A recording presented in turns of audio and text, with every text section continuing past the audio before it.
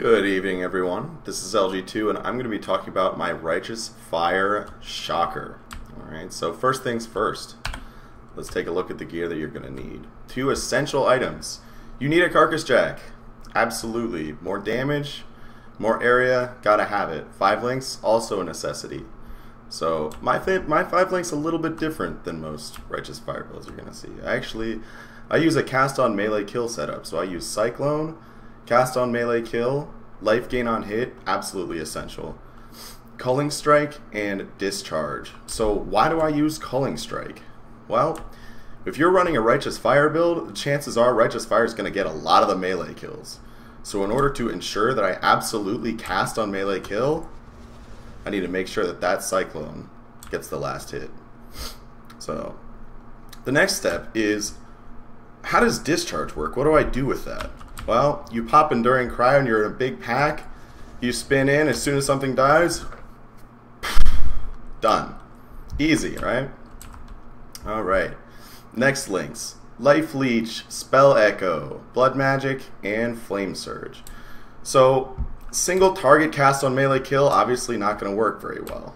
So, in this case, I'm using Flame Surge, and I'm getting 50% more damage against burning enemies. If you haven't noticed, the circle does quite a bit of burning. This is nice. Alright. Righteous Fire, pretty standard links. I link it with increased area of effect. The more effect you have with your circle, the better off you're going to be. Fire Pen, more damage. Can't argue with that. And Concentrated Effect is arguably the most necessary gem for Righteous Fire. Just 68% more area damage is just, you can't do without that. So, other than that, the gear is pretty straightforward. You have a lot of life, you have a lot of resist. This is not by any means top-end gear. You can see this in a lot of places. The only things that are really necessary that are a little bit more expensive are the Carcass Jack, the Rise of the Phoenix.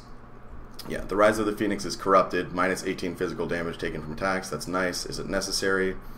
Not really. You don't really need that. And the rest is just high life, high resist. You can use mid-tier items.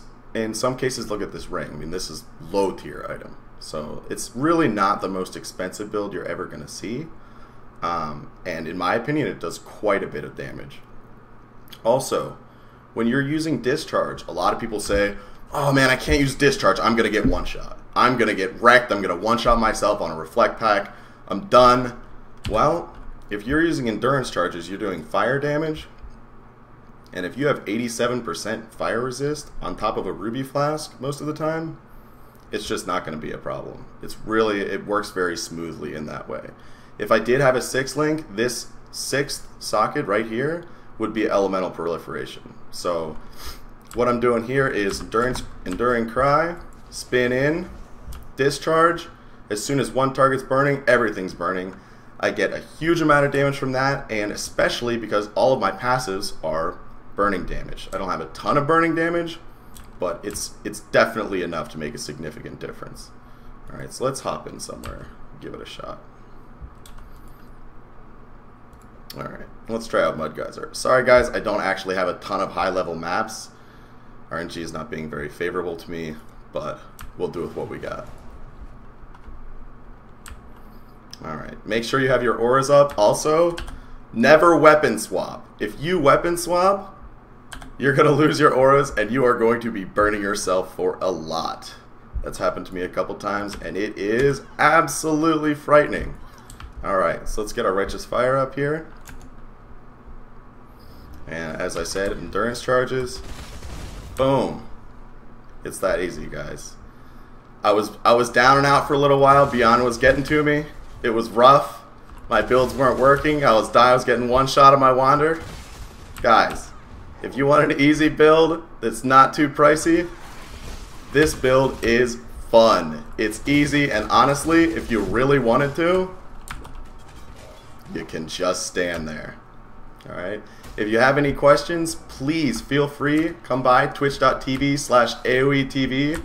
Ask us questions. We'd love to hear from you. See the build in action. It's going to be fun. Thank you all.